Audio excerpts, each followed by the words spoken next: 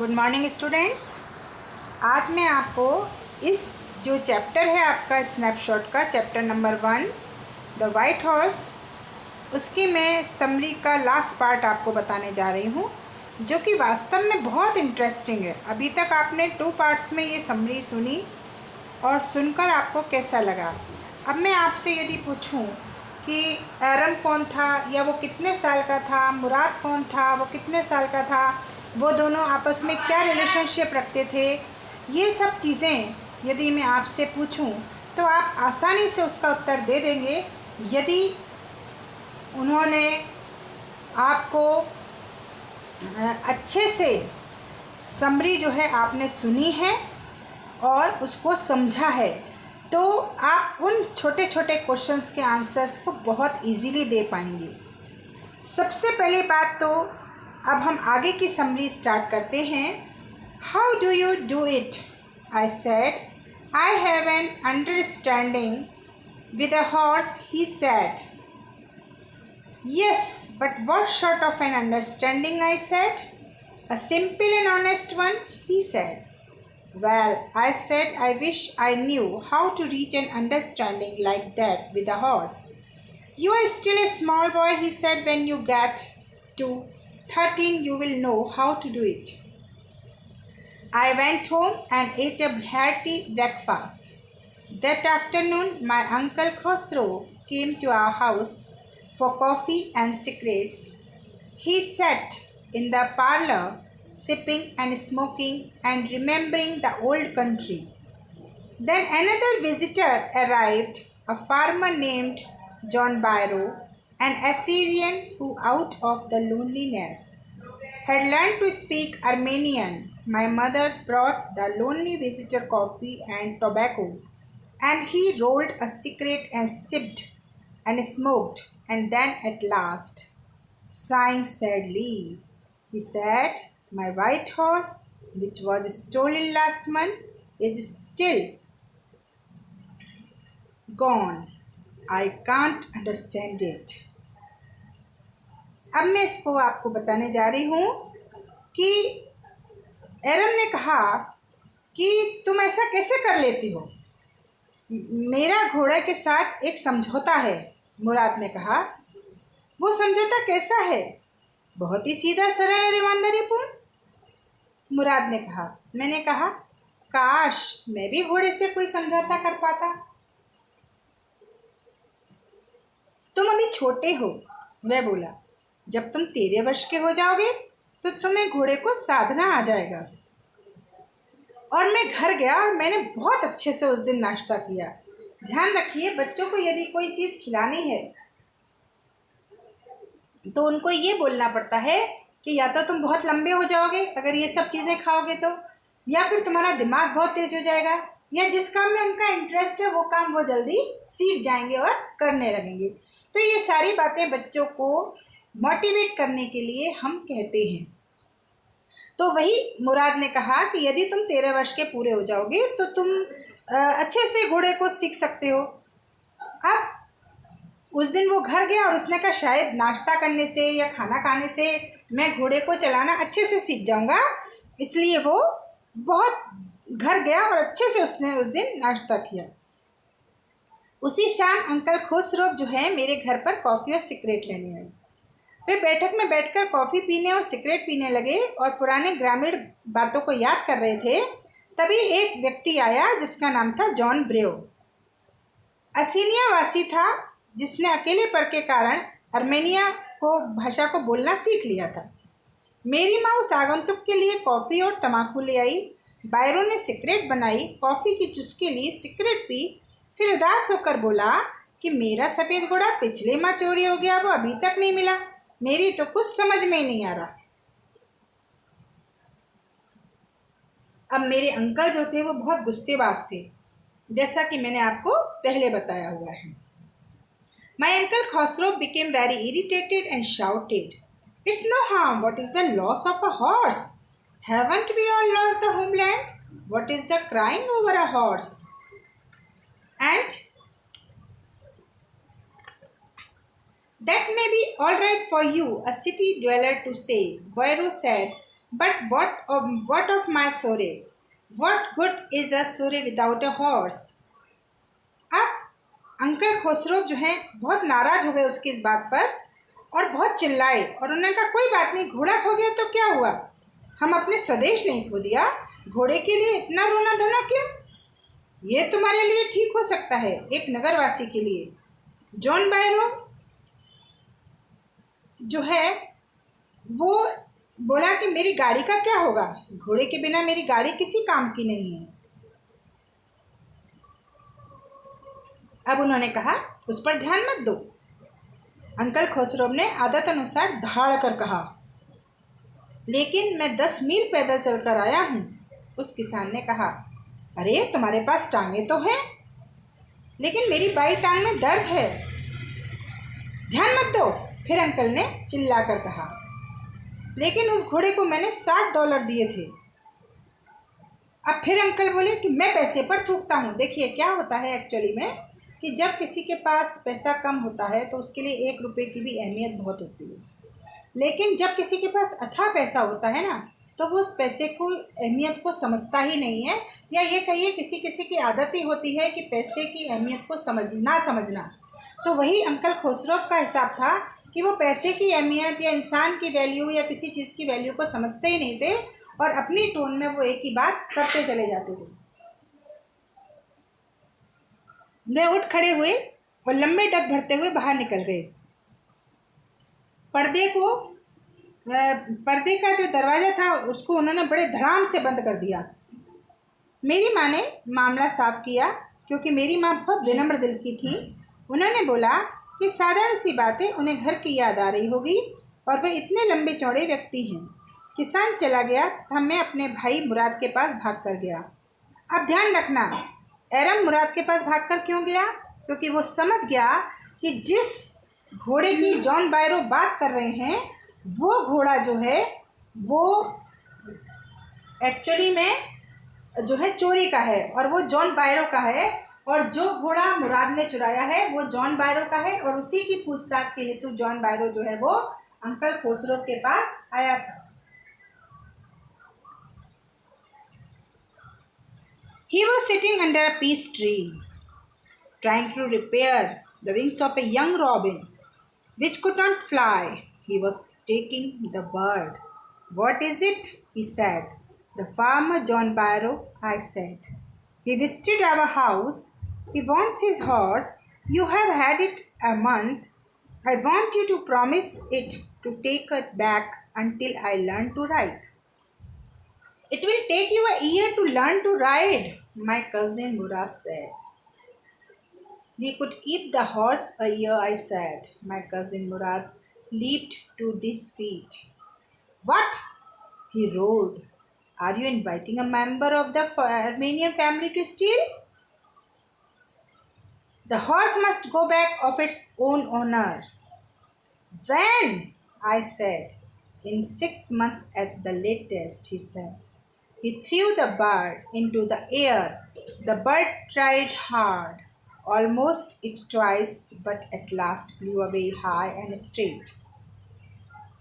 Early every morning for 2 weeks, my cousin Murad and took the horse out of the barn of the deserted vineyard where he was hiding it and rode it. And every morning the horse, when it was my turn to ride alone, leaped over grapevine and small trees and threw me and ran away.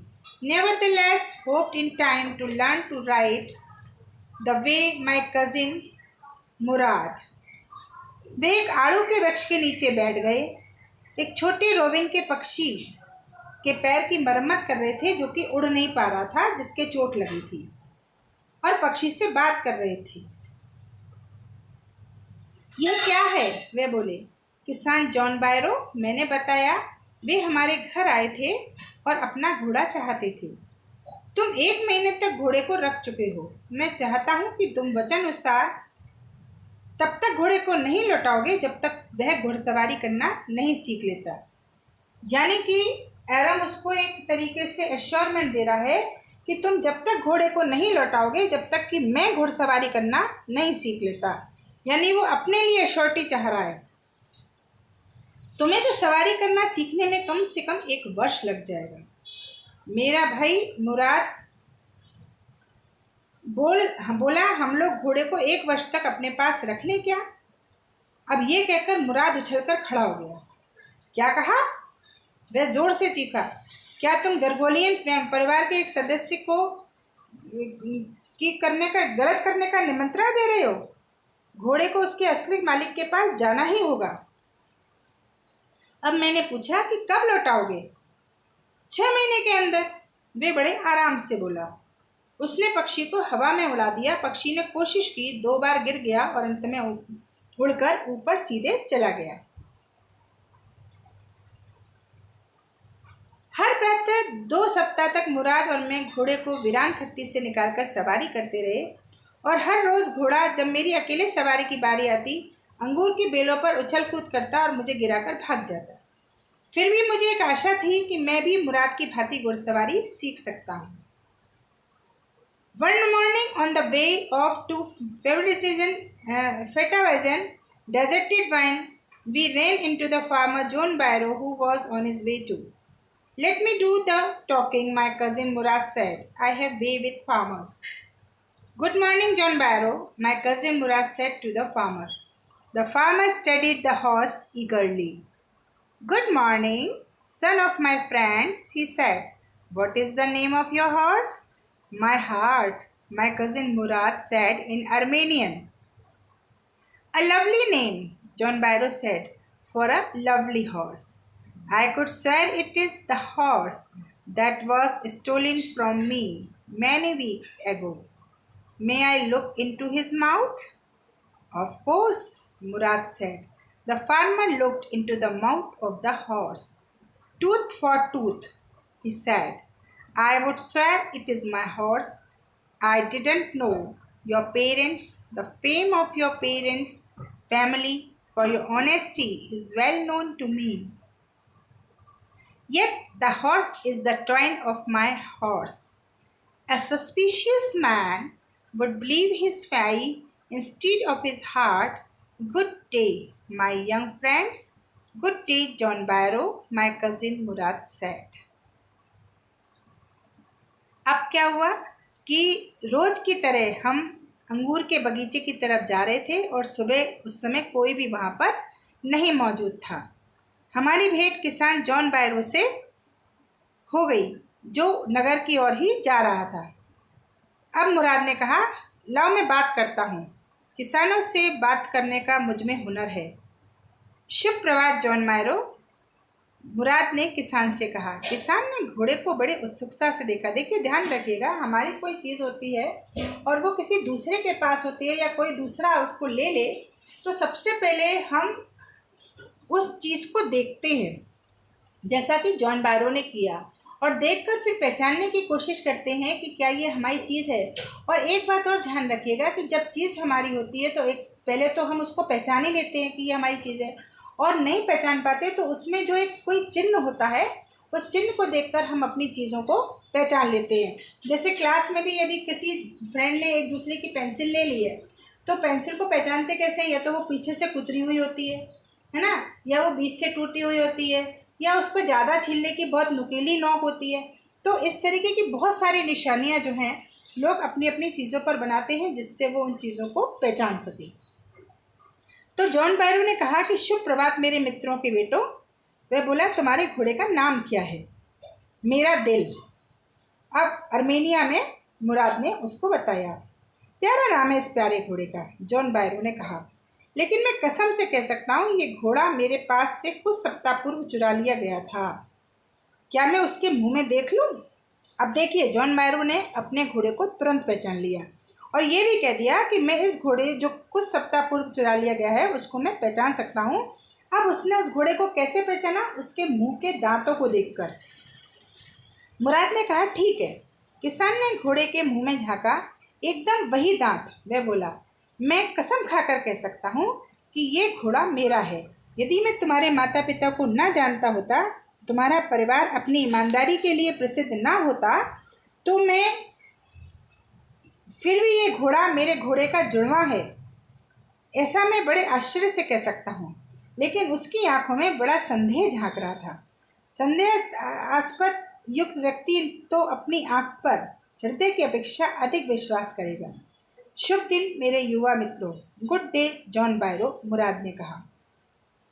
देखिए हुआ क्या कि John बायरो ने अपने घोड़े को पहचान लिया, लेकिन चूंकि मुराद और अरम के जो माता पिता थे वो अपनी ईमानदारी के लिए पूरे कबीले में प्रसिद्ध थे, इसलिए उनकी ईमानदारी को कोई ठेस ना लगे, इस वजह से जॉन बायरो ने उस बात को पलट दिया और ये कह दिया कि हो सकता है मेरे घोड़े की तरह ही कोई जुड़वा घोड़ा इस कबीले में हो और शायद वही ये घोड़ा हो जो उसका हमशक्ल है या जुड़वा है, लेकिन फिर भी मुझे लगता है कि ये मेरा घोड़ा है। Early the following morning, we took the horse to John Byro's vineyard and put it in the barn. The dogs followed us around without making a sound. The dogs, I whispered to my cousin Murad. I thought they would bark.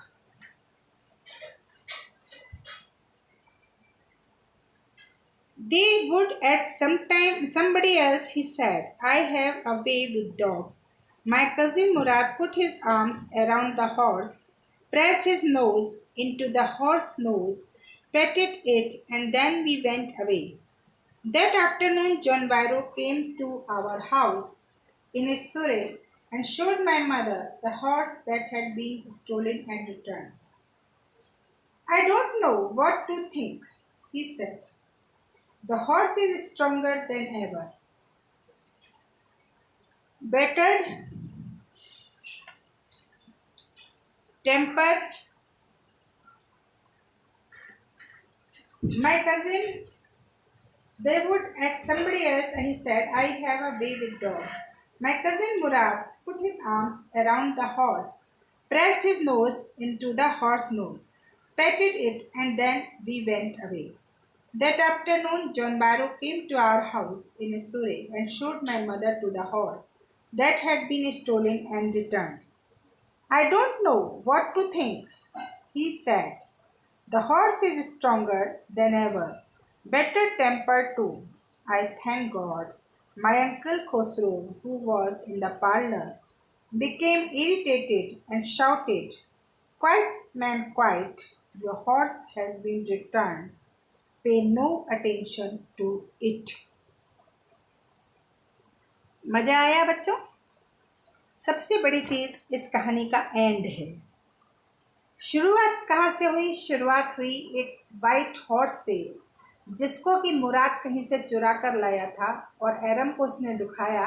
अरम को दिखाने के बाद वो दोनों ही उस पर घुड़सवारी करने लगे और इस तरीके से हमारी कहानी धीरे धीरे करके आगे बढ़ती चली गई। दूसरी सुबह तड़के ही हम घोड़े को जॉन बायरो के बगीचे में ले गए और वहाँ पर बांध कर आ गए। कुत्तों ने भी बिना भौंके हमारा पीछा किया। कुत्ते, मैंने धीरे से मुराद को बोला, यानी अरम ने मुराद को बोला।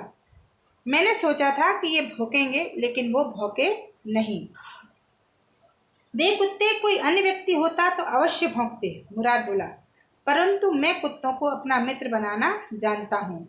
आपको मालूम है कि जब एक ज़्यादा ही बच्चे जोश में आ जाते तो कहते हैं मैं ये भी कर लेता हूँ, मैं वो भी कर लेता हूँ, मेरे को ये भी एक्सपीरियंस है, मेरे को वो भी एक्सपीरियंस है। लेकिन इसी तरीके से मुराद भी उस चीज़ को एक्सपीरियंस के तौर पे ले रहा है कि मुझे कुत्तों से भी मतलब उनको भी अपना बनाने का एक्सपीरियंस है। घोड़ों को भी मैं अच्छा कर लेता हूँ, घुड़सवारी भी कर लेता हूँ, और मैं मतलब लोगों के साथ भी घुल मिल जाता हूँ, किसानों से भी बात कर लेता हूँ।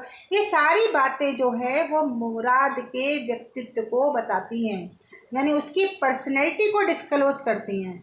आपको मालूम है, जब हम किसी व्यक्ति से मिलते हैं तो किसी व्यक्ति से मिलने के बाद तो हमको बड़ी निराशा होती है, और किसी व्यक्ति से मिलने के बाद हम उसके व्यक्तित्व से प्रभावित होकर उससे इतना इम्प्रेस होते हैं कि उसके चले जाने के बाद भी हम उसी की बातें करते हैं। तो मुराद ने अपनी बाहें घोड़े की गर्दन में डाली, अपनी नाक घोड़े के थूथन पर रख दी और उसे थपकी दी, और फिर हम लोग वहाँ से चले आए। ऐसा मुराद ने क्यों किया? क्योंकि इतना दिन उसके साथ रहने के बाद मुराद को उस घोड़े से विशेष स्नेह हो गया था। देखिए, हम घर पर एक कोई भी चीज़ पालते हैं, इंसान छोड़ दीजिए, हम किसी जानवर को यदि अपने घर में पालते हैं तो उससे भी हमको प्यार हो जाता है। तो उस शाम जॉन बायरो हमारे घर अपनी गाड़ी में आए तथा मेरी माँ को अपना वह घोड़ा दिखाया जो खो गया था। मेरी समझ में नहीं आता कि मैं क्या सोचूं। एरम सोच रहा था कि मेरी ये समझ में नहीं आ रहा कि मैं क्या कहूँ या क्या सोचूं, क्योंकि घोड़ा पहले की अपेक्षा अधिक ताकतवर हो गया था। उसका स्वभाव भी बेहतर हो गया था। देखिए, उसने कहा ताकतवर हो गया था, तो ताकतवर तो घोड़ा पहले से ही था, लेकिन अब उसको एक रिलैक्स फील हो रहा था आराम को कि हम लोगों ने जहाँ की चीज़ वहाँ पर पहुँचा दी और अब हमको टेंशन करने की कोई ज़रूरत नहीं है। इसलिए वो घोड़ा उसको पहले से ज़्यादा बढ़िया लग रहा था। और उसको ये लग रहा था, क्योंकि अब वो घोड़े के साथ बैठ नहीं रहा था, बात नहीं कर रहा था, तो उसको ये लग रहा था कि घोड़े का स्वभाव भी अब पहले से ज़्यादा बेहतर हो गया है। अब वो कह रहा है कि मैं परमात्मा का आभारी हूँ। मेरे अंकल खुसरो जो बैठक में थे चिढ़ गए तथा चिल्लाए, चुप रहो भले आदमी, चुप रहो। तुम्हारा घोड़ा तुम्हें वापस मिल गया, अब इस बात को भूल जाओ। देखिए, कहीं ना कहीं अंकल खुसरो भी इस चीज़ को बहुत अच्छे से जानते थे कि उनके बच्चों ने ही उस घोड़े को चुराया है और वो घोड़ा मतलब जॉन बायरो का है। लेकिन वो इस चीज़ को मतलब प्रकट नहीं करना चाहते थे, यानी प्रदर्शित नहीं करना चाहते थे, और इसीलिए उन्होंने मतलब चिल्लाकर जॉन बायरो जो अपने घोड़े की मतलब तारीफ़ कर रहा था और उसके बारे में बता रहा था कि हमको बड़ी खुशी है कि मेरा घोड़ा वापस मिल गया और अब मैं बग्गी में आया हूँ, अब मुझे कोई परेशानी नहीं। ये सब चीज़ें जब वो डिक्लेयर कर रहा था उसकी माँ के सामने, तो वो एकदम से चिल्ला के पड़े। और चिल्ला के क्यों पड़े? क्योंकि उनको वो ये चीज़ बिल्कुल पसंद नहीं आई कि बार बार वो उसी चीज़ को कहता चले। तो अंत में कहते हैं ना, जब चीज़ मिल जाती है तो बहुत अच्छा लगता है सभी को, चाहे वो कोई भी हो। तो अब मैं इसका ज़रा इंग्लिश में बताती हूँ, सुन लीजिए। Aram went to his cousin to tell him about the real master of the horse. He found Murad providing first aid to a hurt young robin. Aram knew that the horse had to be returned to John Barrow, but he wanted it to be retained at least for 6 months, so that he too might learn to ride. Early every morning for 2 weeks, the two took the horse out of the deserted barren and rode it, but every time the horse went wild, threw Aram and ran away.